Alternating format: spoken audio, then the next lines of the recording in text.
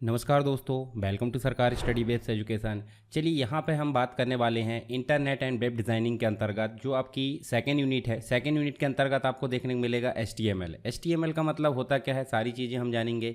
इसके अलावा आपको थर्ड यूनिट में देखने को मिलेगा CSS क्या होती है, और साथ ही इसमें आपको देखने को मिलेगा जावास्क्रिप्ट। ठीक है, तो आपको यहाँ जो है तीन चीज़ें देखने को मिलेगी। कौन कौन सी? एक तो मिलेगी HTML मतलब hyper text markup language. CSS देखने मिलेगा कैस्केडिंग स्टाइल शीट। उसके अलावा मिलेगी आपको जावास्क्रिप्ट होती क्या है। तो ये तीनों चीज़ें रिलेटेड किससे है? ये रिलेटेड है वेब पेजेस से। किससे? वेब पेज से। वेब पेज का मतलब हो जाता है इंटरनेट पर चलने वाले पेज को हम क्या बोल देते हैं? वेब पेज बोल देते हैं। तो चलिए यहाँ पे मैं जो है आपको क्या दिखाता हूँ, आपको दिखाता हूँ। मैं यहाँ पे इंटरनेट में हम चलते हैं। इंटरनेट में चलते हैं तो मैं एक चीज़ और बता देता हूँ आपको कि सरकार स्टडी वेब जो वेबसाइट है, इसमें आपको देखने को मिलेगा जो कोर्स नोट्स है। देखिए यहाँ पे आपको सरकार स्टडी वेब .com डालना है। इसको डिस्क्रिप्शन बॉक्स से भी आप सर्च कर सकते हैं, क्लिक कर सकते हैं। PGDCA या DCA जिसमें भी आपको जाना है ऐसे क्लिक करो, और आपको जिस भी सब्जेक्ट की PDF चाहिए उस पर आपको क्लिक करना सिंपल। और क्लिक करने के बाद आप ऐसे जाओगे तो वीडियो देख सकते हो उसका कंप्लीट वाला, और नीचे आपको देखने मिलेगा डाउनलोड PDF। तो ऐसे डाउनलोड करोगे, क्लिक करोगे तो डायरेक्ट आपको जो है आपकी PDF आपके मोबाइल में या लैपटॉप में या कंप्यूटर में इस प्रकार जो है डिस्प्ले हो जाएगी। आप सिंपल इससे डाउनलोड कर सकते हैं ऐसे ड्राइव में अपनी, और इसको बाकायदा सेव करके रख सकते हैं। अब ये क्वेश्चन बहुत बार आता है, इसलिए मैंने पहले ही बता दिया हूँ। इसके अलावा आप टेलीग्राम पर भी ज्वाइन हो जाइए, तो इसमें आपको कोई भी चीज़ें जो है छूटेगी नहीं। और आगे भी आपके लिए, जैसे आगे आपको बहुत सारी चीज़ें पढ़ना होगा कंप्यूटर से रिलेटेड या बहुत सारी प्रोग्रामिंग है, तो उसके लिए भी आपको ये जो टेलीग्राम चैनल है वो काम का रहेगा। तो चलिए यहाँ पे हम जो है बात करते हैं किसकी? वेब पेज की। तो देखिए यहाँ जब मैं चलूँ गूगल पे, तो आपको ये देखिए सिंपल गूगल का होम पेज दिख रहा है, और मैं सिंपल यहाँ पे कोई भी एक पेज खोल लेता हूँ। उदाहरण के लिए हमने जो है यहाँ पे क्या करे, यहाँ पे हमने सरकार स्टडी वेब्स .com या सरकार स्टडी वेब्स एजुकेशन ऐसे सर्च किए। तो ध्यान से देखिए यहाँ पे आपको देखने को मिलेगा जो ऊपर सर्च रिजल्ट आ रहा है यूट्यूब का आ रहा है, तो इस पर आप क्लिक करके पढ़ सकते हैं वीडियो वगैरह। उसके बाद दूसरा जो रिजल्ट आ रहा है, क्या आ रहा है, आपको वेबसाइट का देखने को मिल रहा है सरकार स्टडी वेब्स .com। ऐसे ही अपने क्लिक किए सिंपल, और क्लिक किए तो देखिए मेन पेज डिस्प्ले हो गया। इसी में हम चाहते हैं फोटोशॉप को पढ़ें, तो ऐसे हमने क्लिक करे, और फोटोशॉप को पढ़ने के लिए हमने क्लिक करे तो देखिए इस प्रकार से ये क्या खुला है, एक प्रकार से इसका मैटर खुला है। तो इसको आप पढ़ भी सकते हैं। अब है क्या, तो किसी भी वेबसाइट मतलब इंटरनेट पर जो एक सिंपल एक जानकारी दिखाती है, जैसे मान लो यहाँ फोटोशॉप क्या है, इसके क्या उपयोग है, संस्करण है, तो इससे रिलेटेड एक जानकारी हमको क्या दिखा रहा है, या इस प्रकार का पेज दिखा रहा है जो कि आपका कहाँ रन हो रहा है? इंटरनेट पे। तो इंटरनेट में चलने वाले पेज को क्या बोल देते हैं? वेब पेज बोल देते हैं। और वेब पेज बनाने के लिए जो लैंग्वेज का यूज़ किया जाता है उसे हम बोल देते हैं HTML मतलब हाइपर टेक्स्ट मार्कअप लैंग्वेज। उसके बाद HTML लैंग्वेज तो सिर्फ क्या बनाती है? स्ट्रक्चर बनाती है। CSS उसको जो है सजाने का काम करती है। सजाने का मतलब हो जाता है, हम सिंपल बोलें तो फॉर्मेटिंग करने का काम। फॉर्मेट का मतलब क्या होता है कि किस प्रकार HTML के एलिमेंट डिस्प्ले होंगे। HTML एलिमेंट का मतलब हम आगे पढ़ेंगे टैग। और इस वीडियो में हम जो है, ये वीडियो का मुख्य उद्देश्य है कि आपको जो भी दिक्कत आती है HTML CSS और जावास्क्रिप्ट में एग्जाम के लिए, उस डाउट को क्लियर करना है, ना कि पूरा डिटेल में पढ़ाना है। डिटेल में पढ़ना है तो आपको कंप्लीट वीडियो जरूर देखना है। कंप्लीट वीडियो आई होप आपने देख लिया होगा, जिन्होंने नहीं देखा वो एक बार देख लें। ठीक है, तो आपको यहाँ पे मैं सिंपल आपके जो डाउट होते हैं वो क्लियर करूँगा। तो HTML आप समझ गए, बेसिक HTML वेब पेज बनाने के लिए। CSS HTML के एलिमेंट या टैग किस प्रकार डिस्प्ले होंगे वेब पेज में, उसको दिखाने का काम करता है। और वो वर्क किस प्रकार करेंगे उसके लिए यूज़ होती है जावास्क्रिप्ट। तो चलिए यहाँ मैं आपको PPT में लेकर चलता हूँ और यहाँ दिखाता हूँ। तो देखिए एक जो है आपको पिक्चर दिख रही है, यहाँ पे पहला दिख रहा है रोबोट का बेसिक स्ट्रक्चर। तो बेसिक स्ट्रक्चर आपको दिख रहा है, उसको हमने फॉर्मेटिंग कर दिए पर वो एक्टिव नहीं है। एक्टिव का मतलब होता है उसमें एक्टिविटी चल रही, क्या? बिल्कुल नहीं।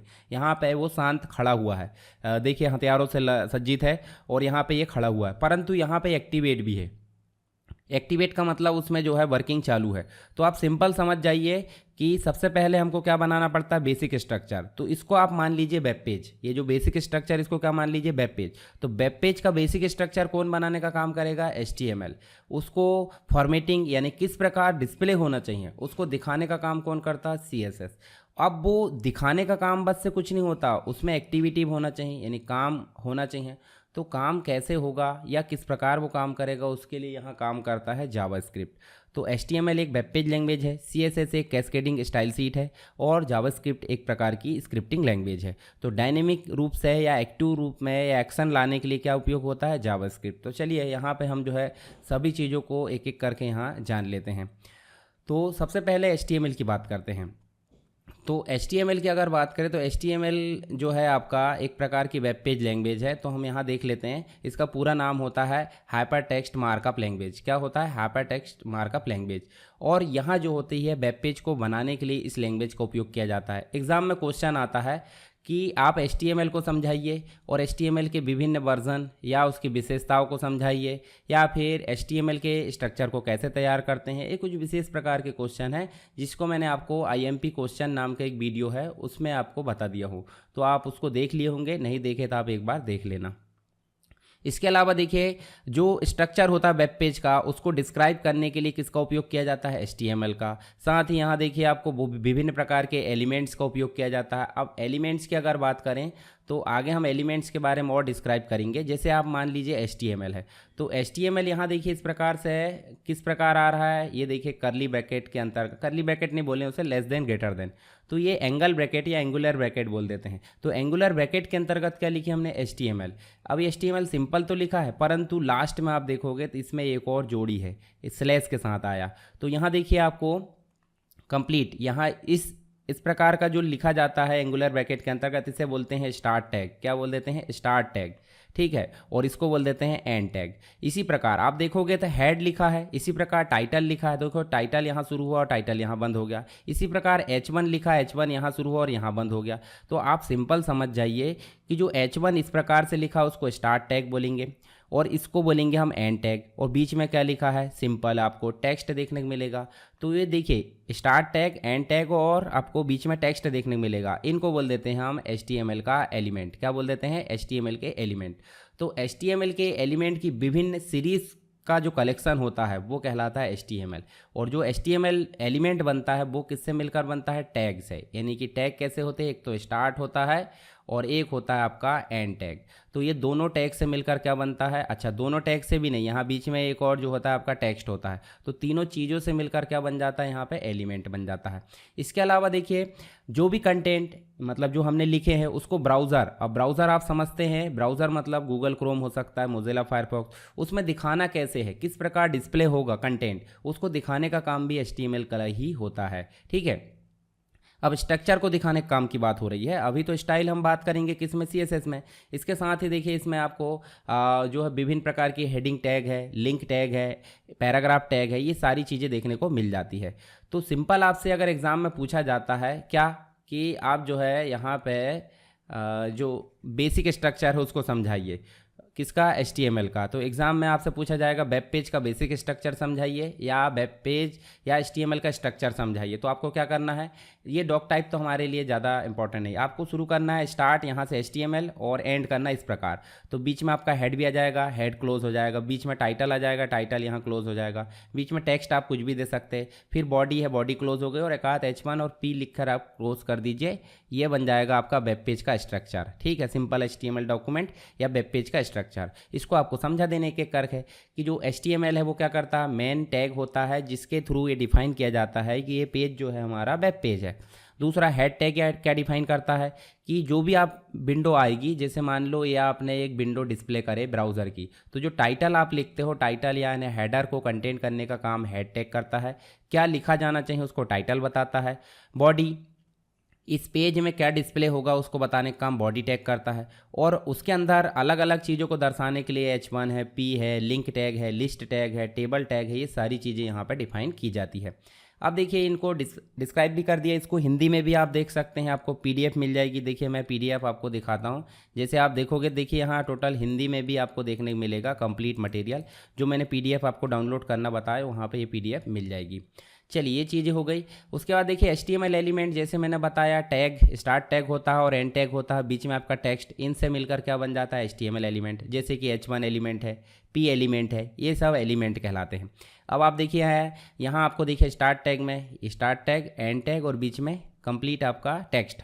तो सिंपल सी बात है, इस कंप्लीट को, मतलब एक एक को नहीं, कंप्लीट को हम क्या बोलेंगे, HTML का एलिमेंट बोल देंगे। क्या बोल देंगे, HTML का एलिमेंट। तो HTML के एलिमेंट को समझाइए, तो आप इनको समझा दीजिए, 2-4 का एग्जाम्पल देखें और आप उसका जो है एक प्रोग्राम बना दीजिए एग्जाम्पल। ठीक है, तो प्रोग्राम कैसे बनाते हैं आप डिटेल में प्रैक्टिस जरूर किए होंगे। अब वेब ब्राउज़र क्या होता है, वेब ब्राउज़र कोई दिक्कत की बातें नहीं है, बेसिक इंटरनेट ट्यूटोरियल में आपने पढ़ ही लिया होगा। ठीक है, मोजिला फायरफॉक्स है, गूगल क्रोम सबसे ज़्यादा आप यूज़ करते हो।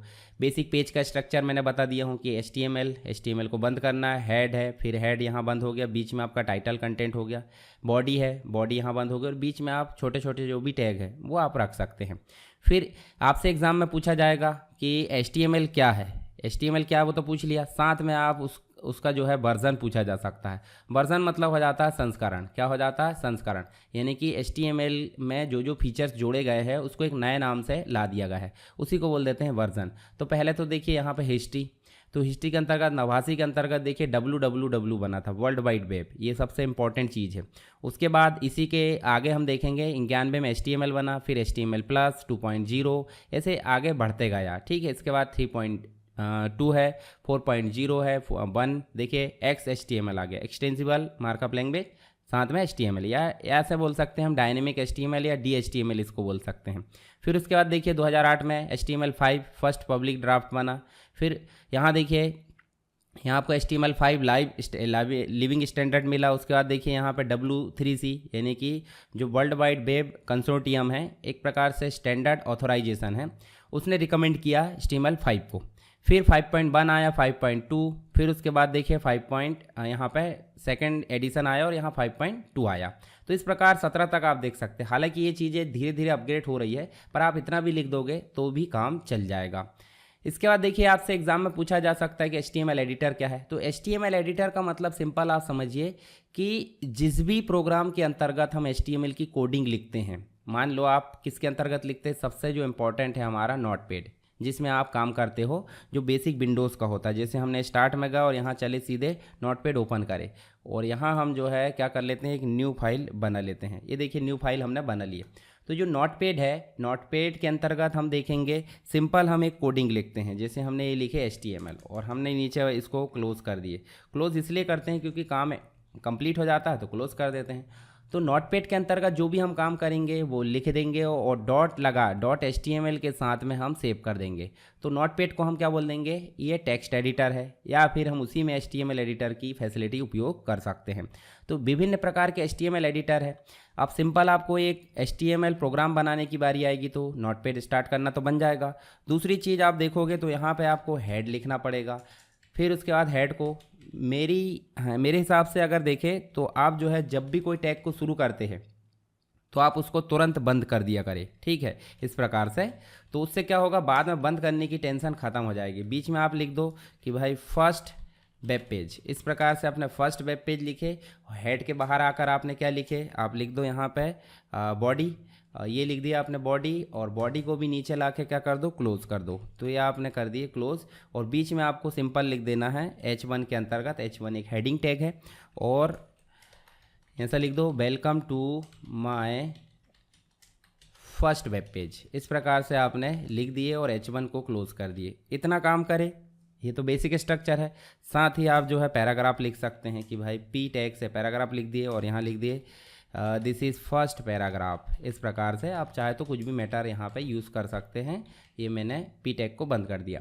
इतना कोड लिखने के बाद अब सिंपल आपको क्या करना है, फाइल मेनू में जाना है और आपको सेव करना है। अब सेव करने के लिए आपको सिंपल यहाँ पे कहीं भी एक फ़ोल्डर बनाना है। मान लीजिए मैंने एक फ़ोल्डर बना लिया यहाँ पे HTML वेब के नाम से, ये देखिए, और इसमें आपको लिखना है वेब पेज का नाम। उदाहरण के लिए हमने लिख दिए फर्स्ट, ठीक है, और डॉट के साथ, यहाँ डॉट लगाओगे और डॉट के साथ HTML लगाना नहीं भूलना है, क्योंकि अगर आप HTML नहीं लगाते तो ये किस फॉर्म में सेव हो जाएगा, .txt, और .txt जो है ब्राउज़र पर रन नहीं होगा। कहाँ पर रन होगा, ये नोटपैड पर। तो इसलिए ध्यान देना है, .html लगाओ और उसके बाद आप देखिए सिंपल आपको कर देना सेव, और सेव करने के बाद आपको कर देना है कंप्लीट रूप से मिनिमाइज़। ठीक है, सारी चीज़ें मिनिमाइज़ कर दो और आपको देखिए HTML वेब नाम से डेस्कटॉप पे फोल्डर बन गया। और इसी में देखिए फोल्डर का जो टाइप है वो आपको दिखता होगा HTML डॉक्यूमेंट है। क्यों? क्योंकि हमने .html के साथ सेव किए। अब आप इस पर राइट क्लिक करिए और ओपन विथ का ऑप्शन आता है, इस प्रकार आता होगा आपके में ओपन विथ। तो देखिए यहाँ ध्यान दो, आपको गूगल क्रोम में ओपन करना है, माइक्रोसॉफ्ट एज में करना है या कोई अन्य ब्राउज़र में। इसके अलावा इसको एडिट भी करना है तो आप जो है यहाँ से नोटपैड में ओपन कर सकते हैं। देखिए नोटपैड आ रहा है। तो अगर आप कोड एडिट करना चाहते हैं तो आप क्या करो, इस प्रकार से ये देखिए आपको HTML कोड ओपन हो गया। और अगर आप इसको राइट क्लिक करते हो और ओपन विथ करते हो गूगल क्रोम में, तो गूगल क्रोम करते हैं तो आपका जो पेज है कहाँ रन हो गया, ब्राउज़र पे। तो लिखा आ रहा welcome to my first web page, this is first paragraph. तो इतना हमने लिखे थे कहाँ पे, तो देखिए ध्यान से, आपको जब भी रन करना है तो आप ओपन करो कहाँ पे, ब्राउज़र पे। और अगर आपको एडिट करना है तो कहाँ पे जाओ, नोटपैड पे। तो सिंपल टेक्निक हो गई, इतनी स्टेप आपकी, ठीक है। तो चलिए इसको मैं अभी सिंपल मिनिमाइज़ कर देता हूँ। आपको मैं एक चीज़ें और बताता हूँ। अभी हमने क्या देखे हैं, अभी हमने बात करे है जो आपका क्या HTML एडिटर होता है या टेक्स्ट एडिटर। तो एक पेज हमने जो है मतलब एक वेब पेज सिंपल बनाना देख लिए, कोडिंग लिख के उसको कोडिंग लिख के हमने सेव करना देख लिए और सेव करके हमने उसे वेब पेज में देखना भी देख लिए। चलिए अभी मैं एक और HTML जो एडिटर होता है उसको डाउनलोड करना सिखाता हूँ। तो यहाँ हमको सिंपल चलना है वेब पेज में, मतलब जो हमारा ब्राउज़र है उसमें, और यहाँ लिखना है HTML एडिटर। क्या लिखना है, HTML एडिटर। जैसे आप ऐसे एंटर करोगे तो आपको बहुत सारे देखिए यहाँ पे लिस्ट आ जाएगी HTML एडिटर ऑनलाइन वाले। तो HTML एडिटर हम जो है डाउनलोड कर लेते सिंपल, या फिर हम HTML एडिटर या टेक्स्ट एडिटर की लिस्ट, टेक्स्ट एडिटर भी हम बोल सकते हैं, HTML एडिटर लिस्ट, इस प्रकार से हमने एंटर करें।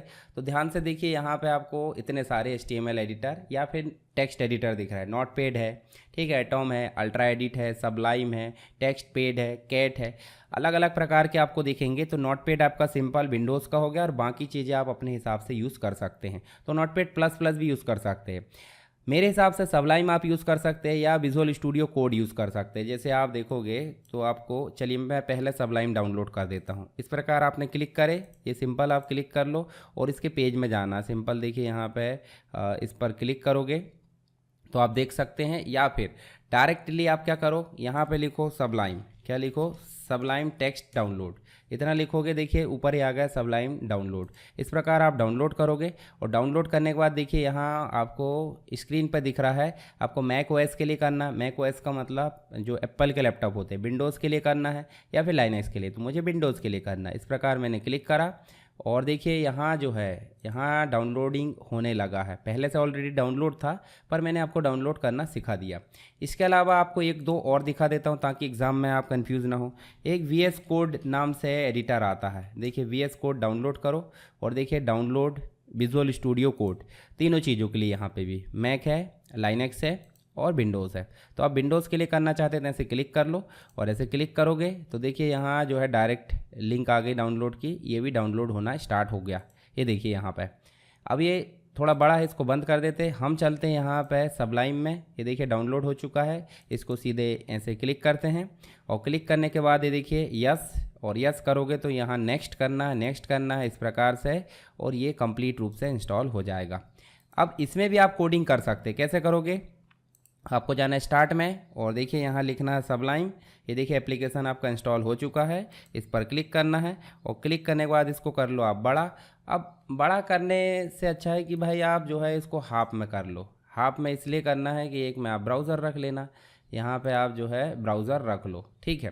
तो यहाँ पे हम ओपन कर लेंगे जो भी हमारी फाइल रहेगी। तो एक तरफ कोड लिखो और एक तरफ आप उसको रन करके देखो। तो यहाँ पे हम जो है इसको कंट्रोल एस कर देते हैं, क्यों, क्योंकि हमने बताना है कि वेब पेज है ये। यहाँ चले और इसको नाम दे दो यहाँ पे क्या,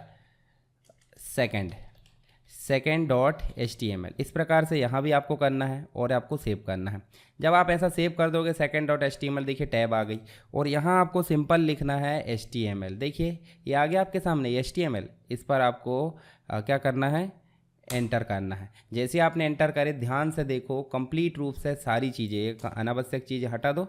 देखिए वेब पेज का स्ट्रक्चर आपका ऑलरेडी जो बनाया था वो आ गया है। यहाँ टाइटल लिखना है, आप सिंपल लिख दो सेकंड वेब, और यहाँ आप लिख सकते हैं जैसे आपने H लिखे तो देखिए H1 लिखे आप एंटर करोगे तो देखिए आपके सामने जो चीज़ें हैं क्या आ जाएगी, ऑटोमेटिक आ जाएगी इस प्रकार से। और इसको सिंपल सेव करो और यहाँ अगर रन करना है तो आपको कुछ नहीं करना है। देखिए यहाँ पे आपको जो है राइट क्लिक करोगे तो देखिए यहाँ ओपन ब्राउज़र आ रहा है, मतलब इसी में राइट क्लिक करोगे तो ओपन इन ब्राउज़र, जैसे आप क्लिक करोगे देखिए ब्राउज़र में ओपन हो गया। तो आप ऐसे सिंपल इसको क्या कर सकते हो, रन कर सकते हो। ठीक है, देखिए यहाँ कोई भी चेंजेस करोगे और आप दूसरा देखिए H2 लेते हैं, H2 लेते हैं तो दिस इज़ हेडिंग 2 इस प्रकार से, और सेव करोगे और यहाँ रन करोगे देखिए हेडिंग 2 आ जाएगी। तो इस प्रकार आप देख सकते हैं ये काफ़ी अच्छा है सबलाइन, जिसमें आपको HTML का जो पेज है या CSS का है वो रन करने में काफ़ी हेल्प मिलेगी। ठीक है, तो इस प्रकार आप इसका यूज़ कर सकते हैं। चलिए हम आगे देखते हैं जो हमारे लिए HTML में काम का होगा। तो देखिए आपके सामने एग्ज़ाम में इस प्रकार से HTML के अंतर्गत जितने भी टैग है उससे रिलेटेड क्वेश्चन आ सकते हैं, जिसमें आपको जैसे हेडिंग पूछा तो उसकी डेफिनेशन समझाना, और डेफिनेशन के साथ साथ उसमें कहाँ से कहाँ तक हेडिंग होती है, जैसे H1 से लेकर H6 तक। हर एक में आपको स्टार्टिंग टैग मिलेगा, हर एक में आपको एंडिंग मिलेगा और बीच में आपको टेक्स्ट मिलेगा। तो आप ऐसे एग्जाम्पल देकर समझा सकते हैं। HTML का पैराग्राफ की अगर बात करें तो ये P से शुरू होता है और P के सामने स्लैश लगा दो तो एंड हो जाता है, बीच में आपको कंटेंट यानी टेक्स्ट देखने को मिल जाता है। इसी के साथ लिंक पूछा जाए या फिर आपसे एंकर टैग पूछा जाए, इस प्रकार से भी पूछा जा सकता है कि एंकर टैग को समझाइए, या फिर आपको बोला जाएगा लिंक टैग को समझाइए या ए टैग को समझाइए। तो वो दो तीनों चीज़ों के लिए हो जाता है, ए से शुरू होता है और ए स्लैश के साथ बंद होता है। इसमें एक एट्रीब्यूट होता है। अब एट्रीब्यूट क्या होता है ये समझ लीजिए। एट्रीब्यूट का मतलब हो जाता है फैसिलिटी। जैसे आप कहीं जाते हो तो आप अकेले कहीं जा रहे हैं पर आपको किसी ने बोला कि भाई थोड़ा सा जो है काम कर लो, मतलब उनके लिए कोई हेल्प करना है, तो वो हेल्प करना आपसे बनता है, तो वो आपका एट्रीब्यूट हो गया। उदाहरण के लिए आप जो है आपको बाइक चलाना आता है, किसी ने बोला कि भाई थोड़ा उसकी बाइक को जो है इधर से उधर ले जाना है या करना है, तो आप बाइक चला लिए, तो वो आपकी फैसिलिटी। आप कहीं गए तो आपको कंप्यूटर चलाना बनता है, तो आपकी एट्रीब्यूट हो गया। आप जैसे मान लो आपको किसी ने टाइपिंग करने बोला, टाइपिंग आपने कर दिए, तो आप क्या हो, आप मेक मैन टैग हो, पर आपके अंदर जितनी भी मैंने फैसिलिटी बताया है वो हो गई एट्रीब्यूट। तो यहाँ पे जो ए का एट्रीब्यूट हो जाता है वो हो जाता है आपका क्या, वो हो जाता है ये HREF। क्या हो जाता है, HREF। तो HREF क्या करता है, जैसे आपकी हिंदी टाइपिंग क्या करती थी, टाइपिंग करती थी फैसिलिटी, उसी प्रकार HREF जो है क्या लिंक करना है उसकी लिंक यहाँ पे दी जाती है। तो यहाँ पे हमने क्या दिए हैं, ssweducation.com, या फिर हम सिंपल बोल सकते हैं sarkarstudywaves.com। क्या बोल सकते हैं, sarkarstudywaves.com। तो ये हो गई क्या, एक लिंक हो गई। इसी के अलावा आप और कोई लिंक दे सकते हैं। और किस चीज़ से ये लिंक जनरेट होगी, तो वो दे दी हमने दिस इज़ अ लिंक। इस टेक्स्ट के अंदर क्या रहेगी, लिंक रहेगी, इस पर क्लिक करेंगे तो ये लिंक काम कर लेगी। तो ये हो जाता है एंकर टैग। इसके बारे में आपको समझाना है। इमेज टैग जो है आपका IMG से शुरू होता है, और IMG इसको क्लोज करने की ज़रूरत नहीं पड़ती, हालांकि यहाँ लास्ट में हम स्लैश लगा सकते हैं। और इसके अंदर बहुत सारे एट्रीब्यूट होते हैं, जैसे SRC ये बताता है कि कौन सी इमेज लाना है, किस टाइप की लाना, वो चीज़ें सारी। अगर इमेज आने में कोई दिक्कत होती है तो क्रॉस का निशान ना आए और उसके बाद में क्या आए, आल्ट टेक्स्ट, ssweducation.com या sarkarstudywaves.com। जो टेक्स्ट है वो कहलाता है अल्टरनेटिव टेक्स्ट। विड्थ और हाइट तो उसकी हाइट और विड्थ निर्धारित करती है। और कभी भी ये जो हो गई हमारी क्या, एट्रीब्यूट, या इसी को हम प्रॉपर्टी बोल दें, और उसको इक्वल लगा के डबल कोट के अंदर क्या लिखा जाता है, ये इसकी वैल्यू लिखा जाता है, मतलब जो एट्रीब्यूट है उसकी वैल्यू लिखी जाती है। उसके बाद सोर्स कोड कैसे देखना वो मैंने ऑलरेडी बता दिया। HTML के एलिमेंट क्या होते हैं वो भी हमने ऑलरेडी देख लिए। नेस्टेड एलिमेंट की अगर बात करें तो सिंपल सी बात है, एक एलिमेंट ये हो गया, उसके अंदर दूसरा एलिमेंट बॉडी, बॉडी के अंदर तीसरा एलिमेंट H1, मतलब एलिमेंट के अंदर एलिमेंट, फिर उस एलिमेंट के अंदर दूसरा एलिमेंट। तो इसी को बोल देते हैं हम क्या, नेस्टिंग। क्या बोल देते हैं, नेस्टिंग बोल देते हैं। उसके बाद देखिए एंड टैग को अगर स्किप करना हो तो हम कर भी देखें यहाँ पे जो है कुछ चीज़ों में एंड टैग जो है स्किप हो जाता है। जैसे मान लो आप अगर LI लिखते हो, LI मतलब LI, या फिर TD लिखते हो, जैसे आपने, अच्छा TD में तो काम नहीं करेगा, LI लिस्ट टैग में आप काम कर सकते हैं एंड, परंतु P टैग में अगर आप यह एंड टैग नहीं लिखते हो तो थोड़ी सी दिक्कत हो सकती है। तो इसलिए एंड टैग को भूलना नहीं है, ठीक है। कुछ एलिमेंट आपके खाली आते हैं, एम्प्टी आते हैं। कैसे, जैसे आप लाइन ब्रेक करना है, लाइन मतलब आप जैसे ये वाले लाइन से कुछ लिख रहा है और नीचे की लाइन से लाना है, तो उसके लिए BR लगाते हैं। तो BR को आप सिंपल लिख सकते हैं, परंतु P टैग को आप सिंपल नहीं लिख सकते। इसके लिए स्टार्ट और एंड टैग दोनों होना चाहिए। HTML केस सेंसिटिव नहीं है, ये चीज़ आपको ध्यान में रखना चाहिए। HTML एट्रीब्यूट हमने ऑलरेडी देख लिए हैं, जिसके अंतर्गत उसका नाम होता है, अंदर वैल्यू होती है, वैल्यू के आस पास डबल कोट रहता है और बराबर का निशान होता है। तो ये HTML के एट्रीब्यूट आए तो आप बहुत सारे एट्रीब्यूट समझा सकते हैं, जैसे src एट्रीब्यूट है, हाइट विड्थ एट्रीब्यूट है, उसके बाद आल्ट एट्रीब्यूट है, स्टाइल एट्रीब्यूट भी आता है। ठीक है, स्टाइल एट्रीब्यूट आगे हम देखेंगे। उसके बाद देखिए आपको HTML हॉरिजॉन्टल रूल्स मतलब HR के नाम से टैग आता है, तो ये भी आपका एम्प्टी टैग है, मतलब आपको बंद नहीं करना पड़ता। फिर आपका लाइन ब्रेक तो BR देख लिया हमने। एक आता है आपका टैग प्री, तो प्री टैग जिसके भी सामने लगा दोगे और जहाँ एंड करोगे उसके बीच का कंटेंट जैसे का वैसे ही डिस्प्ले होगा। जैसे यहाँ देखिए हमने एक पोयम लिखे हैं, प्री लगा दिए और नीचे आपको प्री लगा दिए। ठीक है, तो आपको क्या देखने को मिल रहा है, आपको देखने को मिल रहा है यहाँ पे जो आपका ये देखिए यहाँ पे जब हमने प्री लगाए हैं और बीच में जो जितनी भी चीज़ें लिखी है वो एज इट इज़ डिस्प्ले होगी वेब ब्राउज़र में। तो ये प्री क्या है, प्री डिफाइन, प्री मतलब प्री डिफाइन। फिर HTML टेक्स्ट फॉर्मेटिंग के अंतर्गत आपको bold, italic, underline, superscript, subscript इन टैग को समझाना है। कमेंट की अगर बात करें तो जो चीज़ें ब्राउज़र पर रन नहीं करना है उसे बोल देते हैं कमेंट। तो सिंगल लाइन कमेंट भी होती है और डबल लाइन कमेंट भी। तो कमेंट आप थोड़ा सा ध्यान में रखकर पढ़ सकते हैं। ठीक है, कंटेंट को हाइड करना है तो भी आप कमेंट लिख सकते हैं, जैसे सामने आपने कमेंट लगा दिए, बाद में कमेंट, बीच में कंटेंट आपका हाइड हो चुका है। इसके बाद देखिए आपको साथ में कलर देखने को मिलेगा। कलर यहाँ पे ज़्यादा पूछा नहीं जाता है, हालांकि यहाँ पे कलर और बैकग्राउंड दो चीज़ें पूछी जा सकती है HTML के अंतर्गत। तो कलर मतलब बैकग्राउंड कलर आप देख सकते हैं। ठीक है, BG कलर के नाम से बॉडी में, और कहीं आपको किसके अंतर्गत देना है, कोई हेडिंग के अंतर्गत, तो भी आप जो है BG कलर के नाम से दे सकते हैं। तो RGB रेड ग्रीन ब्लू दे सकते हैं, HSL, HAX, RGB, RGBA, HSLA, इस प्रकार से वैल्यू आप दे सकते हैं। तो देखिए सिंपल नाम दे दो, जैसे आप डबल कोट के अंदर आप टोमेटो देते हो, ऑरेंज देते हो, डोजर ब्लू देते हो, तो ये सब जो है सिंपल काम कर लेगा इस प्रकार से। ये देखिए इस प्रकार से आप जो है स्टाइल एट्रीब्यूट का उपयोग करोगे किसके अंतर्गत, H1 के अंतर्गत। और डबल कोट के अंदर क्या दोगे, डबल कोट के अंदर बैकग्राउंड कलर दिए तो डोजर ब्लू आपने दे दिए, या फिर आपने P के अंदर बैकग्राउंड कलर दिए टोमेटो दे दिए, और बीच में आपने टेक्स्ट दिए हो तो इसके बैकग्राउंड में जो भी आएगा वो ये प्रॉपर्टी के हिसाब से आएगा। ऐसे टेक्स्ट कलर देना है तो टेक्स्ट कलर के लिए आप क्या दे दो, स्टाइल तो देना ही है, साथ में कलर और साथ में नाम दे दिए। चलिए एक दो आप मैं हल करके दिखाता हूँ आपको। और यहाँ पे हम चलते हैं, ये देखिए इसमें, और यहाँ देते हैं हम स्टाइल। स्टाइल हमने दिए, देखिए स्टाइल के आगे इक्वल टू लग गया और डबल कोट लग गया, और हम सिंपल दे देते हैं कलर, और कलर के सामने दे देते हैं रेड।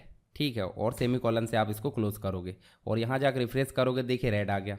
ठीक है, इसके बैकग्राउंड में कोई कलर देना है तो यहीं पे आप क्या दोगे, बैकग्राउंड कलर, ये देखिए बैकग्राउंड कलर, और यहाँ दे देते हैं लाइट येलो, क्या दे देते हैं, लाइट ब्लू, लाइट येलो, जो भी आपको देना है। यहाँ पे आपके सामने सारी जो है प्रॉपर्टीज़ डिस्प्ले हो गई है। रिफ्रेश करो तो देखिए यहाँ पे लाइट येलो हो गया। तो इस प्रकार से आप कलर दे सकते हैं, बैकग्राउंड कलर भी और टेक्स्ट कलर भी। चलिए आगे देखते हैं, आगे आप बॉर्डर भी दे सकते हैं, इसके आसपास क्या दे सकते हैं, बॉर्डर। तो यहीं पे आपको क्या देना है, जैसे मान लो इसमें देते हैं, नीचे वाले में स्टाइल आपने दिए और आपने बॉर्डर दिए। बॉर्डर के 3 एलिमेंट होते हैं, एक तो होता है उसका आपने दे दिए 5 पिक्सल, क्या दे दिए 5 पिक्सल। उसके बाद आप दे दो क्या, सॉलिड होना चाहिए, सॉलिड मतलब उसका टाइप होना चाहिए। ठीक है, उसके बाद आप उसका दे दो कलर, कलर कैसा होना चाहिए, मान लो रेड, डार्क रेड दे दो। चलिए हाँ इस प्रकार डार्क रेड दे देते हैं और रिफ्रेश करो तो ध्यान से देखिए इसके आसपास हमको क्या देखने को मिला, 5 पिक्सल मोटाई की एक बॉर्डर मिली, जिसका जो स्टाइल है वो सॉलिड है, मतलब कटाफटा नहीं है, और जिसका जो कलर है डार्क रेड है। ठीक है, अगर आप इसका कलर ब्लू कर देते हो तो कोई दिक्कत नहीं, यहाँ से ये चीज़ें चेंज हो जाती है, ब्लू वॉयलेट कर देते हैं इस प्रकार से। ठीक है, ये देखिए थोड़ी सी दिक्कत है, तो यहाँ से ये काम नहीं कर रहा है। यहाँ अपन ने इसको सेव करे और सेव करके इसको रन करें तो देखिए यहाँ पे जो है आपका क्या हो गया है, पर्पल कलर का जो बॉर्डर है वो आ चुका है। तो ये जो 3 प्रॉपर्टी है, एक तो उसकी विड्थ रहती है, ये आगे पीछे कहीं भी लिख सकते पर लिखना 3 ही पड़ेगा, ये ध्यान रखना।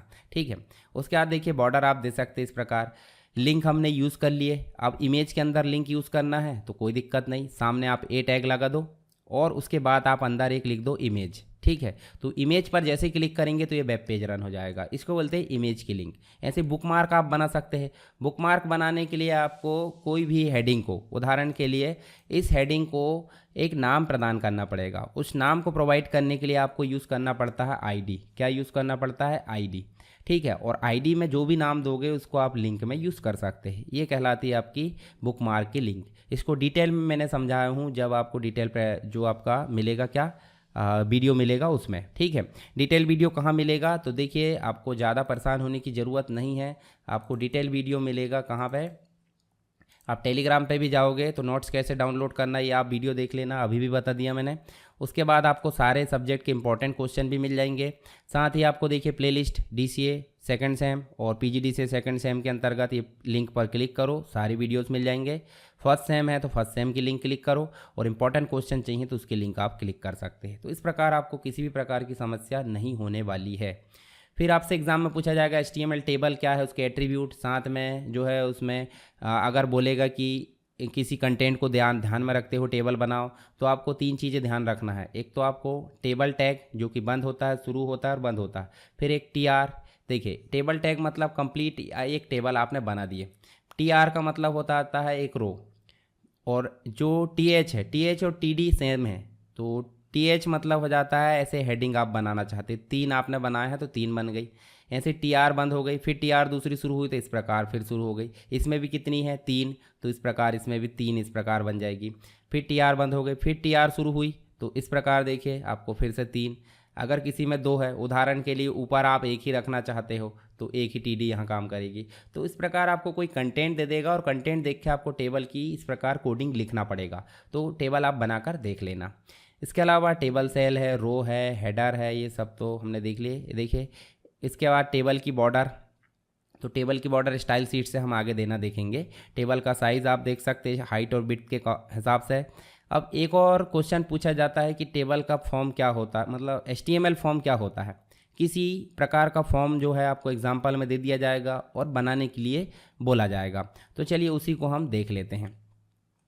आगे देखिए यहाँ पे लिस्ट, यहाँ देखिए एग्जाम्पल के लिए आपसे इस प्रकार की लिस्ट बनाने पूछ लिया जाता है तो आपको कोडिंग लिखना पड़ेगा, या फिर इस प्रकार की लिस्ट बनाना पूछा जाएगा तो कोडिंग लिखना पड़ेगा। तो लिस्ट 3 प्रकार की होती है। कौन कौन सी? एक तो होती है UL। UL का मतलब अनऑर्डर्ड लिस्ट, मतलब इस प्रकार सर्कल में आ जाए, ठीक है। इस प्रकार आप सर्कल देख सकते हैं, देखिए इस प्रकार जो है सर्कल में आ जाए या बुलेट्स में आ जाए, स्टार में आ जाए, जैसे बजाए उसको बोल देते हैं अनऑर्डर्ड लिस्ट, जिसे UL टैग से डिनोट करते हैं। और उसके अंदर जो कंटेंट लेना उसको LI से ही डिनोट किया जाता है, ठीक है। जितने भी कंटेंट लेना उसको बंद भी कर दिया जाएगा। उसके बाद देखिए इसमें स्टाइल भी होती है कि डिस्क है, सर्कल है, स्क्वायर है, नन है, तो ऐसे स्टाइल आप देख सकते हैं। फिर एक होती है ऑर्डर्ड लिस्ट। ऑर्डर्ड का मतलब हो जाता है क्रम अनुसार चले, तो ऑर्डर्ड लिस्ट को OL टैग से दर्शाया जाता है, ठीक है। और इसमें भी टाइप होता है कि टाइप आप 1 2 3 से शुरू कर लो, A से शुरू कर लो, A टैग, ठीक है, कैपिटल स्मॉल, रोमन का I, कैपिटल स्मॉल। इस प्रकार आप एक लास्ट जो होती है थर्ड DL यानी डिस्क्रिप्शन लिस्ट, डेफिनेशन लिस्ट या डिस्क्रिप्शन लिस्ट, तो DL से इसको डिनोट करते हैं। उसके अंदर DT भी होता है और एक DD होता है। DT मतलब हेडिंग नेम और DD मतलब डेफिनेशन। तो यहाँ देखिए इस प्रकार से होगा। जैसे मान लो आपको कॉफ़ी के बारे में समझाना है तो स्टार्टिंग टैग तो आप समझ गए तो लिखना ही है। कॉफ़ी के बारे में समझाना है तो कॉफ़ी लिख दिए और बंद कर दिए, फिर DD में उसकी डेफिनेशन लिख दिए। फिर मिल्क को समझाना है तो मिल्क लिख दिए, उसकी डेफिनेशन लिख दिए। तो ऐसे आप समझा सकते हैं। तो तीनों हमने क्या देखे हैं HTML लिस्ट के अंतर्गत। तो आपको UL ध्यान रखना है, OL ध्यान रखना है, साथ में आपको DL ध्यान रखना है, और जितने भी एलिमेंट लेना है वो LI करके लेते हैं, और DL के अंदर जो भी लेना है वो DT के अंदर लेते हैं, और डेफिनेशन के लिए DD लेते हैं। तो इतने टैग आपको ध्यान रखना है HTML टैग के अंतर्गत लिस्ट में। ID एट्रीब्यूट की अगर बात करें तो ID जो होता है नेम प्रोवाइड करता है किसके अंतर्गत, जो आपका अच्छा क्लास जो है एक से अधिक हो सकती है। क्लास हम आगे पढ़ेंगे, क्लास एक से अधिक हो सकती है पर आईडी एक ही हो सकती है। मान लो एक एलिमेंट के अंतर्गत एक आईडी दे दिए तो वो आईडी यूनिक रहेगी, परंतु क्लास आपकी एक से अधिक यूज़ हो सकती है। चलिए आगे देखेंगे, उसके बाद उसकी दिक्कत नहीं है। आगे यहाँ पे आपको फॉर्म देखने को मिलेगा जो एग्ज़ाम में आपसे पूछा जाएगा। देखिए HTML फॉर्म, तो जो भी आपको ऑनलाइन या फिर जैसे भी हमको किसी यूज़र से जानकारी को क्या करना है, एक्सेस करना है, तो उसके लिए HTML फॉर्म की आवश्यकता होती है। ठीक है, तो HTML फॉर्म के अंतर्गत स्टार्टिंग टैग होता है, एंडिंग टैग होता है, ठीक इस प्रकार से। उसके बाद इसके अंतर्गत हमको एक एलिमेंट देखने को मिलता है जिसका नाम है इनपुट एलिमेंट। ठीक है, इसी के अंतर्गत सारा खेल है। कैसे? जब भी आप इनपुट लगाओगे तो इनपुट के अंदर टाइप देना होता है। टेक्स्ट बॉक्स बनाने के लिए टेक्स्ट दे दिए, रेडियो बनाने के लिए रेडियो दे दिए, चेक बॉक्स बनाने के लिए चेक बॉक्स दे दिए, बटन सबमिट बनाना तो सबमिट दे दिए। तो इस प्रकार से इनपुट टाइप तो आपका कॉमन हो गया, सिर्फ इतना ध्यान रखना। पर जो भी चीज़ बनाना उसके लिए आप एक शब्द ध्यान में रख सकते हैं। टेक्स्ट फील्ड देखिए, जितना भी टेक्स्ट फील्ड बनाना उसके लिए हम क्या ले लेते हैं, इनपुट टाइप टेक्स्ट ले लेते हैं। इनपुट टाइप में जैसे हमने इनपुट टाइप में टेक्स्ट ले लिए, देखिए इस प्रकार से, तो ये फील्ड बन जाती है। देखिए इस प्रकार से बनाना। रेडियो बटन बनाना उसके लिए इनपुट टाइप में रेडियो ले लेंगे। ठीक है, तो आप इसको एक बार बनाकर देख लेना। चेक बॉक्स है, ऐसे आप सारे एलिमेंट याद रख लो, मतलब एक प्रैक्टिस करना है और उसके बाद आप जो है एग्ज़ाम में लिखना चाहो तो आसानी से लिख सकते हैं। चलिए, ये तो हो गया फॉर्म। HTML में सारे कॉन्सेप्ट मैंने एक ओवरव्यू के माध्यम से बता दिया। डिटेल क्लास आप देख लेंगे तो आपको ये ओवरव्यू और रिवीजन के तौर पर आपको काम आ जाएगा। और मैं आपको बता देता हूँ, जब एग्ज़ाम रहेगा तो एग्ज़ाम के एक दिन पहले आपको एक क्लास मिलेगी इसी की। अब ये क्लास जो है DCA PGDCA दोनों के लिए होगी। क्यों? क्योंकि DCA में भी आपको HTML देखने को मिलेगा और PGDCA में भी। और DCA में CSS जावास्क्रिप्ट, CSS तो नहीं मिलेगी, जावास्क्रिप्ट मिलेगी, परंतु CSS पढ़े बगैर अगर HTML पढ़ते हैं तो मज़ा नहीं आता है। ठीक है, तो पढ़ लेना। PGDCA में भी आपको जावास्क्रिप्ट है जो CSS वो मिलेगी। उसके बाद बेसिक इंटरनेट दोनों में मिलेगा। तो आपको दोनों क्लास के लिए जो है जो वीडियो है वो काम आ जाएगा। चलिए आगे हम देखते हैं। यहाँ पे HTML का काम हमारा कंप्लीट हो गया। हम थोड़ी सी बात कर लेते हैं किससे संबंधित, हम बात कर लेते हैं यहाँ पे जावास्क्रिप्ट से संबंधित। ठीक है, तो सॉरी, हम CSS से रिलेटेड बात करते हैं। तो मैंने शुरू में ही बताया आपको, अभी हम स्टार्ट करने वाले क्या, CSS। इसके पहले अभी हमने जो है पूरा कंप्लीट HTML के बारे में एक ओवरव्यू देखा। तो जावास्क्रिप्ट है क्या, सॉरी CSS क्या है। तो HTML सिर्फ बेसिक स्ट्रक्चर बनाने का काम करेगा, जो कि देखेगा तो वेब पेज है पर सजावट नहीं देखेगी। अब देखो इस प्रकार से दिखेगा तो कोई लुक है क्या, नहीं। तो उस लुक को बनाने के लिए हमको ज़रूरत होती है CSS की। किसकी ज़रूरत होती है, CSS की। इसका मतलब HTML को फॉर्मेट करने या HTML के एलिमेंट किस प्रकार ब्राउज़र में डिस्प्ले होंगे, किस प्रकार उनका अपीयरेंस रहेगा, उसको डिफाइन कौन करता है, CSS, कैस्केडिंग स्टाइल शीट। एक प्रकार की स्टाइल शीट है जो कि HTML के हर एक एलिमेंट को फॉर्मेट करने का काम करती है। और जावास्क्रिप्ट क्या करेगी, इन दोनों एलिमेंट में जो काम किया है उसको एक्टिव करने का काम, इन्हें डायनेमिक करने का काम या चलित बनाने का काम कौन करती है, जावास्क्रिप्ट करती है। तो चलिए CSS के अंतर्गत हम सिंपल देख लेते हैं थोड़ी सी डेफिनेशन। अब से एग्जाम में पूछा जाएगा कि CSS क्या है। ठीक है, इसके फ़ायदे नुकसान या जो भी किस प्रकार इसको बनाते बेसिक चीज़ें पूछ ली जाएगी। तो देखिए यहाँ पे इसका नाम होता है cascading style sheet. Web page में जो एलिमेंट है HTML के वो किस प्रकार डिस्प्ले हो ये बताने का काम करती है CSS। जैसे कि फ़ॉन्ट कलर हो सकता है, कलर कंट्रोल, टेक्स्ट कंट्रोल। ठीक है, इसके अलावा फ़ॉन्ट स्टाइल है, स्पेसिंग कितनी होनी चाहिए, लेआउट कैसा होना चाहिए, बैकग्राउंड इमेजेस और कलर कैसी होने चाहिए, इस सारी चीज़ें कौन डिफाइन करता है, CSS डिफाइन करता है। इसके अलावा आप देखोगे तो CSS इज़ जो है एक प्रकार से बहुत ही ईजी जो है आसानी से प्रैक्टिस की जा सकती है, आसानी से अंडरस्टैंड यानी समझी जा सकती है और उसको आसानी से पढ़ा जा सकता है। इसके अंतर्गत हमको बहुत सारी चीज़ें प्रॉपर्टीज़ वगैरह प्रोवाइड की जाती है, जिसके अंतर्गत हमको HTML एलिमेंट को दर्शाने में काफ़ी हेल्प मिलती है। तो फ़ायदे क्या है इसके, CSS के अंतर्गत हम काफ़ी ज़्यादा टाइम को सेव कर लेते हैं। कैसे, आप देखोगे एक वेब पेज के अंतर्गत हर एक एलिमेंट को सजाने के लिए उसके अंदर कोडिंग लिखना पड़ेगा, परंतु उस एक एलिमेंट के मान लो हैं H1 बहुत सारे हैं और H1 के नाम से हमने एक स्टाइल डिफाइन कर लिया और हर एक में उसको कॉल कर लिए, तो कितना सारा समय बचा। तो यहाँ पर काफ़ी ज़्यादा समय बच जाता है। अब हर एक में कोडिंग लिखने से कोडिंग ज़्यादा बढ़ेगी, पर एक कोडिंग लिखने से यहाँ कोडिंग कम ही रहेगी, जिससे पेज हमारा काफ़ी फास्ट लोड होगा। मेंटेन करने में आसानी है, क्यों, क्योंकि हर एक में मेंटेन करेंगे समय ज़्यादा लगेगा, किस में चेंज हुआ किस में नहीं हुआ ये भी पता करने में दिक्कत है। तो हम किसी एक में स्टाइल बनाकर मेंटेन कर सकते हैं, तो आसानी से मेंटेनेंस भी हो जाता है। मुख्यतः 3 यहाँ लाभ यहाँ देखने को मिल जाते हैं। क्रिएट किसने किया है, W3C जो वर्ल्ड वाइड वेब 3 जो है कंसोर्टियम, उसके द्वारा इसको बनाया गया ग्रुप के द्वारा, जिसके अंतर्गत 1996 में पहला वर्जन आया। उसके बाद देखिए 98 में दूसरा वर्जन CSS 2 और 3 अभी चल रहा है। इसका सिंटैक्स की अगर बात करें तो यहाँ पे 3 चीज़ें देखने को मिल जाती मुख्य रूप से। एक तो होता है सेलेक्टर। सेलेक्टर का मतलब हो जाता है जिस नाम से हमको बुलाना, जैसे H1 में हमको क्या करना है, स्टाइल अप्लाई करना है, तो हम H1 के नाम से क्या बनाए, स्टाइल, तो H1 को हमने क्या बोल दिए, सेलेक्टर। ठीक है, अब H1 के अंदर हमने क्या डिफाइन करना है, जैसे मान लो उसका कलर डिफाइन करना है, उसका बीजी कलर डिफाइन करना है, उसका फॉन्ट स्टाइल डिफाइन करना। तो ये सब क्या है, ये सब प्रॉपर्टी है।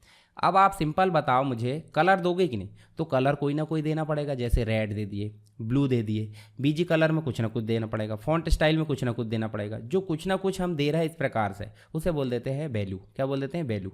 तो सेलेक्टर मतलब नाम हो गया, उसके अंदर क्या देना है वो हो गया प्रॉपर्टी, और कितना देना है, किस प्रकार देना, वो हो गए वैल्यू। जैसे यहाँ देखिए ध्यान से, आपको बड़ा करके दिखाता हूँ थोड़ा। सेलेक्टर मतलब टेबल में स्टाइल देना, टेबल नाम से बना लिए। अगर और कुछ में स्टाइल देना तो और कुछ नाम से बना लो। अब प्रॉपर्टी जितनी भी है वो लिखी जाती है करली ब्रैकेट के अंतर्गत, और जब हमारा काम कंप्लीट हो जाता है तो वो करली ब्रैकेट को हम कर देते हैं ऑफ।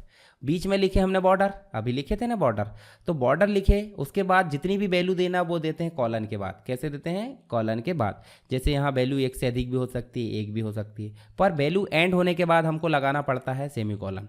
और जब कंप्लीट दूसरी स्टाइल लिखना तो इसके बाद लिखते जाओ लिखते जाओ, देखिए दूसरी वैल्यू लिखने जाना है तो। और जब कंप्लीट प्रॉपर्टी हो जाती है तो करली ब्रैकेट एंड कर दो। तो इस प्रकार हमने देखे, सिलेक्टर मतलब टेबल, उसके बाद प्रॉपर्टी मतलब जो बॉर्डर है, और वैल्यू मतलब अंदर हमने जो चीज़ें दी हैं, तो इसको बोल देते हैं हम क्या? सिंटैक्स। सिंटैक्स आपसे पूछा जा सकता है। अब सेलेक्टर की जब बात होगी, सेलेक्टर कितने प्रकार के होते हैं ये भी क्वेश्चन पूछा जाएगा।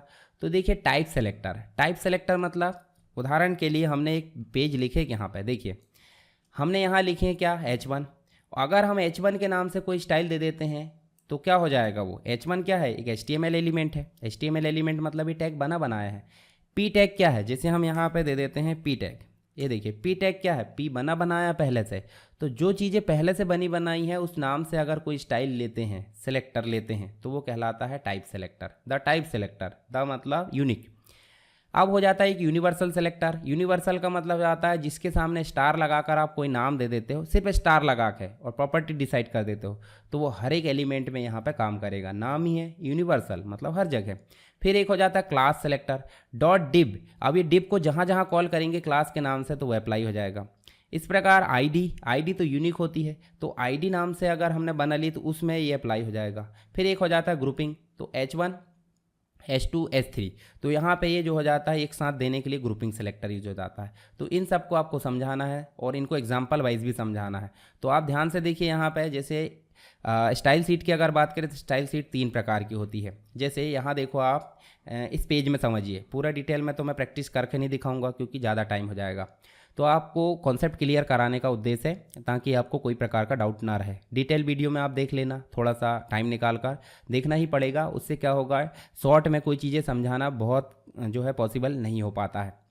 तो यहाँ देखिए आपको एक मैंने लिखा हूँ H1 के अंदर मैंने दिया हूँ स्टाइल, और स्टाइल में मैंने यही दे दिया। अगर मेरे को 2 में देना तो 2 में मैंने स्टाइल दे दिया। ऐसे में मुझे पैराग्राफ में देना है तो मैं पैराग्राफ में ये दे सकता हूँ।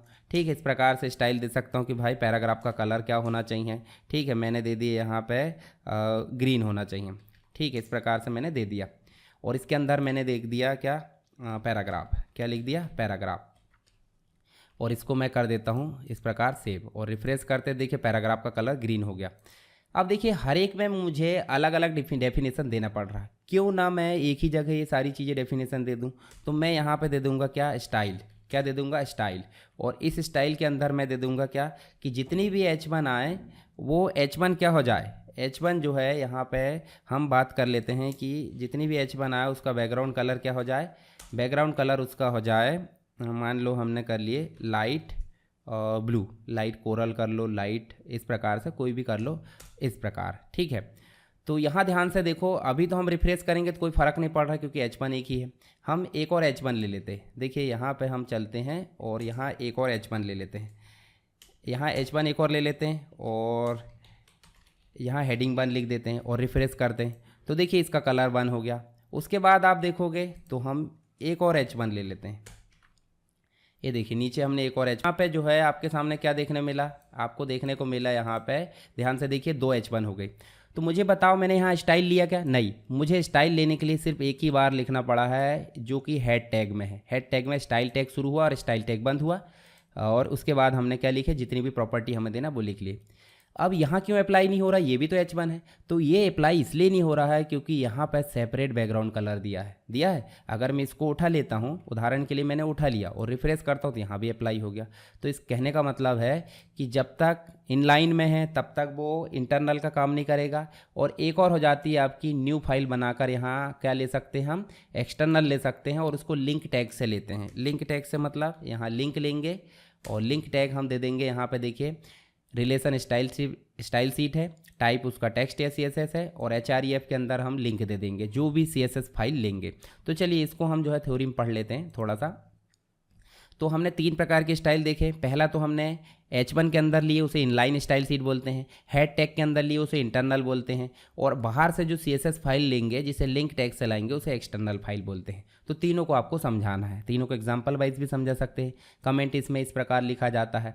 कुछ चीज़ें होती है, मेजरमेंट यूनिट तो सेंटीमीटर है, ये तो बेसिक चीज़ें आप समझते होंगे। तो जो भी हम वैल्यू देते हैं वो कैसे देंगे उसके लिए मेजरमेंट यूनिट लगती है, तो वो कहलाती है यहाँ पे ये इस प्रकार की यूनिट। उसके बाद कलर आप देखिए, अगर आपको इस प्रकार कलर देना है तो ये देखिए RGGBB यानी कि RGB, ठीक है। और अगर सिंपल देना तो आप इस प्रकार भी दे सकते हैं, या फिर RGB परसेंटेज के हिसाब से भी दे सकते हैं, 50-50% इस प्रकार लिखकर, या फिर एब्सोल्यूट वैल्यू लिख सकते हैं, फुल लिख सकते हैं इस प्रकार। देखिए 00 और 255। आपको पता होना चाहिए कि जो भी RGB है, 3 कलर है, उसकी वैल्यू 0 से 255 होती है। कितनी होती है? 0 से 255। अगर हम बात करें CMY की, CMY के जो है आपकी कहाँ से वैल्यू होती है? 0 से लेकर 100 तक होती है। तो आपने ये जो है कलर मॉडल में पढ़ लिया होगा, DTP जब पढ़े होंगे, DTP का कंप्लीट वीडियो मैंने ला दिया हूँ, उसमें आप देख लेना। उसके बाद आप सिंपल कलर भी ले सकते हैं कि देखो एक्वा ब्लैक जो भी है, जैसे मान लो कलर मैंने टील दे दिया। अभी हमने यही बात करे थे पीछे देने के लिए। बैकग्राउंड कलर के लिए भी बैकग्राउंड कलर येलो ब्लैक जो भी है वो दे सकते हैं।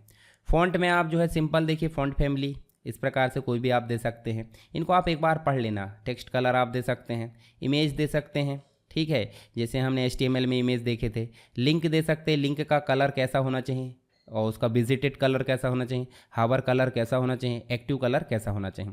तो ये चीज़ें, मार्जिन है, पेडिंग है, ये सारी चीज़ें आप डिटेल वीडियो में देखोगे तो समझ जाओगे। मैंने आपको स्टाइल अप्लाई करना बता दिया, उसमें आप देख लेना डायमेंशन वगैरह। आपको एक क्वेश्चन पूछा जाता है इसी में जो आपका CSS है कि जो नेविगेशन है, मतलब नेविगेशन का मतलब जितने भी मीनूज़ होते हैं। चलिए मैं आपको वेब पेज में दिखाता हूँ। वेब पेज में चलें तो वेब पेज में चलने के बाद देखिए जो दिख रहा है आपको ये वाला, ये नेविगेशन बनाने के लिए क्वेश्चन आता है, नेव बार बनाइए, नेविगेशन बनाइए। तो उसके लिए भी आप जो है कंप्लीट वीडियो में समझ जाओगे। चलिए ये तो बात होगी CSS की। इन सब टॉपिक को आप ध्यान से यहाँ देख लेना। मार्जिन, बॉर्डर है, लिंक है, इमेज है, इसके अलावा आउटलाइन है, पेडिंग है, डायमेंशन है। तो इतनी ही चीज़ों के आसपास आपके क्वेश्चन आएंगे। अब बात कर लेते हैं थोड़ी सी जावास्क्रिप्ट के बारे में। तो जावास्क्रिप्ट होती क्या है? बार बार मैं बता रहा हूँ कि जैसे HTML वेब पेज का स्ट्रक्चर बनाने का काम करता है, स्केलेटन, कंकाल तंत्र, उसमें किस प्रकार दिखना चाहिए उसको स्टाइल अप्लाई करेगी CSS, और वो फंक्शनैलिटी क्या क्या काम करेगी उसके लिए होती जावास्क्रिप्ट। तो सिंपल आप समझ जाइए, किसी भी वेब पेज को डायनेमिक बनाने के लिए क्या करते हैं, कंप्यूटर प्रोग्रामिंग या स्क्रिप्टिंग लैंग्वेज की ज़रूरत पड़ती है, उसे बोल देते हैं जावास्क्रिप्ट। क्या बोल देते हैं? जावास्क्रिप्ट। तो लाइट वेट जावास्क्रिप्ट है, लाइट वेट है, काफ़ी ज़्यादा यूज़ हो जाती है वेब पेज के अंतर्गत, ठीक है। इम्प्लीमेंटेशन क्लाइंट्स साइड में काफ़ी जो है आसान हो जाता है। और पहले इसको लाइव स्क्रिप्ट के नाम से जाना जाता था, बाद में इसको जो है चेंज कर दिया गया, ठीक है। तो चेंज करने के बाद इसका नाम जो है जावास्क्रिप्ट कर दिया गया। फिर उसके बाद देखिए यहाँ पे जावास्क्रिप्ट डेवलपमेंट टूल के अंतर्गत माइक्रोसॉफ्ट फ्रंट पेज देखने को मिल जाते हैं, ड्रीम वेवर, MX है, होम साइट 5 है। तो ये चीज़ आप देख सकते हैं। इसका सिंटैक्स की अगर बात करें तो सिंटैक्स आपका स्क्रिप्ट से शुरू होता है और स्क्रिप्ट से बंद होता है। तो इसको कहीं भी लिख सकते हैं। नॉर्मली हम जो है हेड टैग के अंदर लिखते हैं और बॉडी के अंदर भी हम इस प्रकार लिख कर रन कर सकते हैं। तो ये चीज़ें लिखने की ज़रूरत तो है नहीं, वैसे सिर्फ स्क्रिप्ट लिख कर काम चल जाता है, पर आप लिखना चाहो तो लिख सकते हैं। जैसे यहाँ देखिए आपको HTML एलिमेंट शुरू हुआ, ये देखिए बंद हो गया, बॉडी शुरू हुआ, बॉडी बंद हो गया। बीच में आपको स्क्रिप्ट लिखना है, बीच में आपको कोई भी चीज़ स्क्रीन पर प्रिंट कराना, उसके लिए हो जाता है डॉक्यूमेंट डॉट राइट, और अंदर डबल कोट के अंदर जो भी लिखोगे वो एज इट इज़ प्रिंट हो जाएगा। तो यहाँ देखिए आपको चीज़ें देखने को मिलेगी, आप इसको ध्यान रखिए, डॉक्यूमेंट डॉट राइट। कोई भी चीज़ें अगर आउटपुट में प्रिंट करना है स्क्रीन पर तो उसके लिए डॉक्यूमेंट डॉट राइट। और यहाँ जो होती है ये इस प्रकार की चीज़ें कमेंट होती है, इनको रन नहीं करता ब्राउज़र, इग्नोर कर देता है। फिर देखिए सेमीकोलन ऑप्शनल होता है, ध्यान से देखिए यहाँ हमने सेमीकोलन नहीं लगाया, परंतु सेमीकोलन लगा देना चाहिए। पर कभी कभी वेरिएबल लेना तो देखिए वेरिएबल में हमने सेमीकोलन नहीं लगाए तो भी काम करेगा। उसके बाद आप देखोगे केस सेंसिटिविटी, तो जी हाँ ये जो है केस सेंसिटिव लैंग्वेज है, ठीक है। जावास्क्रिप्ट क्या है, केस सेंसिटिव लैंग्वेज है। तो यहाँ वेरिएबल जो है आप जैसे उदाहरण के लिए क्या लिए आपने वेरिएबल वन, ठीक है, वेरिएबल वन लिए या फिर आपने ए लिए इस प्रकार का और एक ए ले लिए इस प्रकार का, तो दोनों का मतलब अलग अलग हो जाता है, ठीक है। इस प्रकार हम देखेंगे कमेंट है, ठीक है। इस प्रकार ब्राउज़र की अगर बात करें तो ब्राउज़र में इसको इनेबल करने की ज़रूरत पड़ती थी, पर वर्तमान के जितने भी ब्राउज़र है वो ऑटोमेटिक इनेबल्ड आ चुके हैं, तो इसलिए इनेबल करने की ज़रूरत नहीं है क्योंकि एडवांस हो गया सारी चीज़ें। तो इसको हम हेड टैग के अंदर कैसे लिखेंगे, स्क्रिप्ट और ऐसे बंद कर दिए, और बॉडी के अंदर उसको रन कैसे करना है, तो देखिए ध्यान से स्क्रिप्ट है, इस प्रकार हमने लिख दिया फंक्शन। फंक्शन डिफाइन करने के लिए फंक्शन कीवर्ड लगता है, उसका नाम, और हमने जो कॉलन एक प्रकार से कोष्टक, छोटा कोष्टक, कर्ली ब्रैकेट स्टार्टिंग के लिए, और एंड वाला इस प्रकार। अलर्ट में से शो करना है तो इस प्रकार, और इसको हमको बटन में देखिए इनपुट टाइप बटन फॉर्म में हमने देखे थे, तो फॉर्म में जब हम बटन बनाते हैं, बटन बना लिए, ऑन क्लिक है एक प्रकार का इवेंट। तो जावास्क्रिप्ट के अंतर्गत सबसे इंपॉर्टेंट चीज़ कि जावास्क्रिप्ट के इवेंट को समझाइए। उदाहरण के लिए हमने एक बटन बनाया, ये हमने बना लिए बटन, ठीक है, BTN।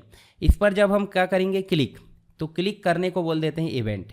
अगर हम करेंगे डबल क्लिक तो डबल क्लिक करने को भी इवेंट बोल देते हैं। अगर हम माउस लाते हैं तो ऑन आवर हो जाता है, ठीक है, ऑन माउस आवर हो जाता है या फिर ब्लर हो जाता है, बहुत सारे इवेंट होते हैं। तो ऑन क्लिक जैसे इवेंट है उसी प्रकार बहुत सारे इवेंट है। इसके अंदर क्या काम करवाना है, डबल कोट के अंदर हमने लिख दिए कि इसके अंदर हमको ये फंक्शन डिस्प्ले कराना है, और से हेलो इसकी वैल्यू होना चाहिए। तो डिस्प्ले क्या होगा, से हेलो, और जैसे क्लिक करें तो से हेलो हमारे सामने अलर्ट मैसेज डिस्प्ले होगा। इसके बाद देखिए बॉडी में हमको कैसे लिखना, बॉडी में भी सिंपल लिख सकते हैं। देखिए जैसे हमने पीछे बात करी थी स्क्रिप्ट, जहाँ भी आपको लिखना है स्क्रिप्ट लगाना ही पड़ेगा और उसको एंड करना पड़ेगा। अब जो काम कराना वो आपकी मर्जी, जैसे डॉक्यूमेंट डॉट राइट करा सकते हैं, अलर्ट मैसेज डिस्प्ले करा सकते हैं।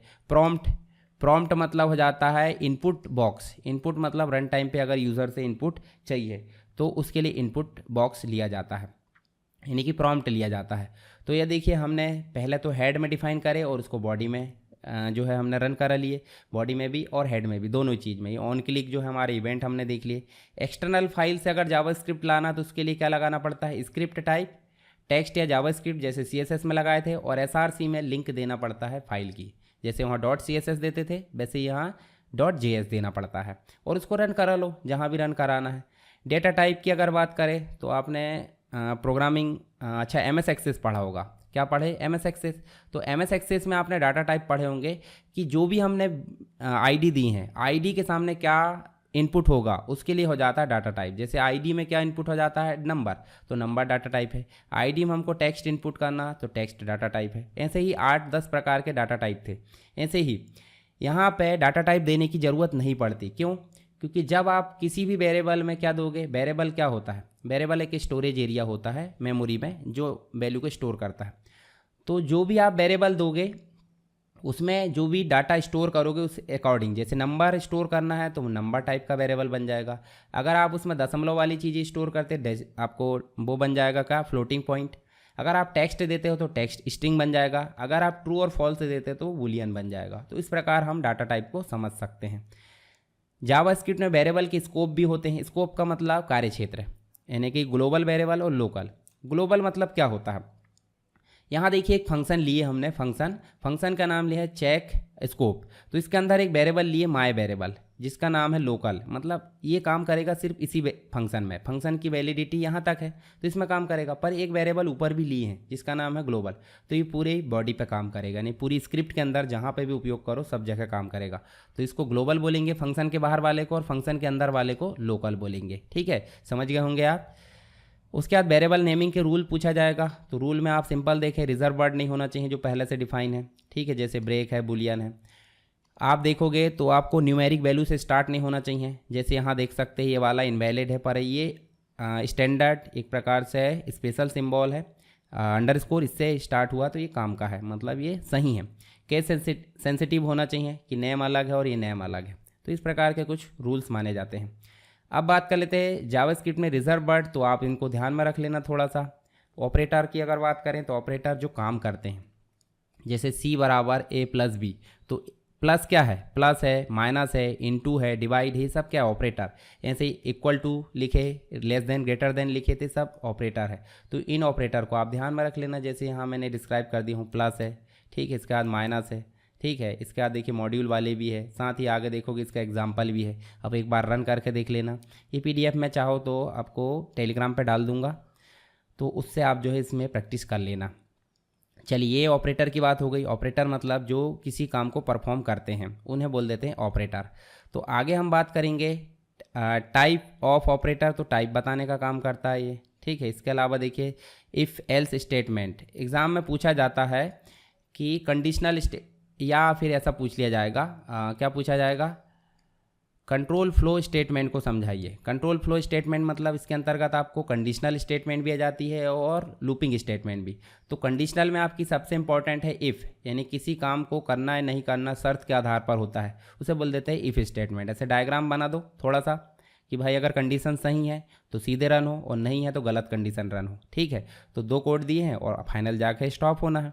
तो यहाँ देखिए इफ़ स्टेटमेंट है, इफ़ एल्स है, इफ़ एल्स इफ़ है, नेस्टेड इफ भी हो जाती है। तो इसका सिंटेक्स आपको ध्यान में रखना है, साथ में एग्जांपल ध्यान में रखना है और इसकी थ्योरी ध्यान में रखना है। तो इतना आप कर लोगे तो आपके नंबर बिल्कुल भी नहीं कटेंगे जावास्क्रिप्ट में, ठीक है।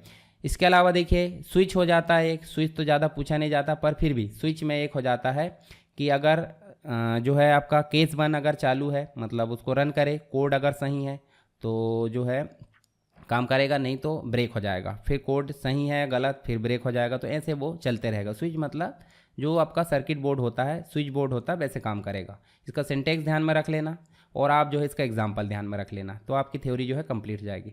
अब लूपिंग आ जाती है। लूपिंग में कंटिन्यू, मतलब कोई कोड सही है तो वो लूपिंग चलते रहेगी, बार बार बार बार वहीं पे। जैसे यहाँ कंडीशन है, कंडीशन सही है, कोड ब्लॉक रन हुआ, फिर चला, फिर कोड ब्लॉक रन हुआ, चला, कोड ब्लॉक रन हुआ, फिर चला। अगर गलत है तो वो बाहर छोड़ देगा, यानी कि कंडीशन गलत हो जाएगी। तो इसका सिंटेक्स ध्यान में रख लेना, इसका एग्जाम्पल ध्यान में रख लेना। ऐसे डू वाइल होता है, डू वाइल के बाद ऐसे ही होता है एक फॉर लूप। तो इसमें आप जो है डायग्राम के साथ में सिंटेक्स और थ्योरी और एग्जाम्पल तीनों चारों चीज़ें लिखोगे तो यहाँ पे आपके नंबर नहीं कटेंगे। अब देखिए यहाँ आपको सामने देखने मिलता है फंक्शन। तो फंक्शन के लिए आप जो है 2 प्रकार के फंक्शन होते हैं, एक तो यूज़र डिफाइंड फंक्शन होते हैं और एक होते हैं बिल्ट इन फंक्शन। जब जावास्क्रिप्ट के अंतर्गत प्री डिफाइंड फंक्शन मिलते हैं वो बिल्ट इन कहलाते हैं, और इनसे रिक्वायरमेंट पूरी ना हो तो यूज़र अपनी इच्छा अनुसार कोई फंक्शन बनाता है, उसे बोल देते हैं यूज़र डिफाइंड फंक्शन। तो इनको ध्यान में रख लीजिए। फंक्शन को कॉल कैसे करते हैं हमने बटन में देखे हैं, ठीक है। रिटर्न फंक्शन है ये सब। इवेंट हमने देख लिए, जब पेज लोड होता है तो हम क्लिक करते हैं, ऑन क्लिक है, ठीक है।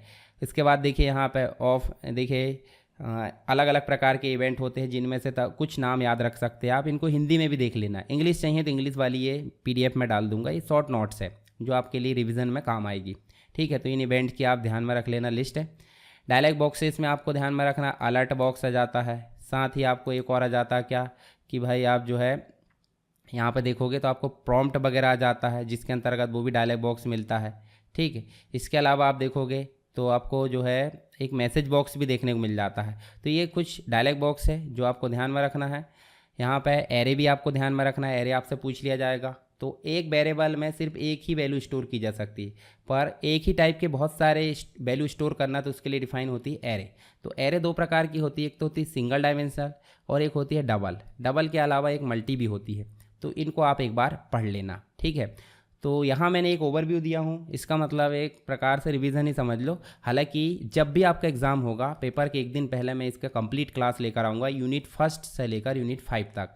तो उसमें आपके और डाउट और मेन एग्ज़ाम के कुछ इंपॉर्टेंट क्वेश्चन मैं हल करवाऊँगा जो आपके लिए काफ़ी लाभदायक सिद्ध होंगे। तो ये वीडियो आपको कैसा लगा, आगे आपको और कोई डाउट है तो मुझे बताइए कमेंट बॉक्स में।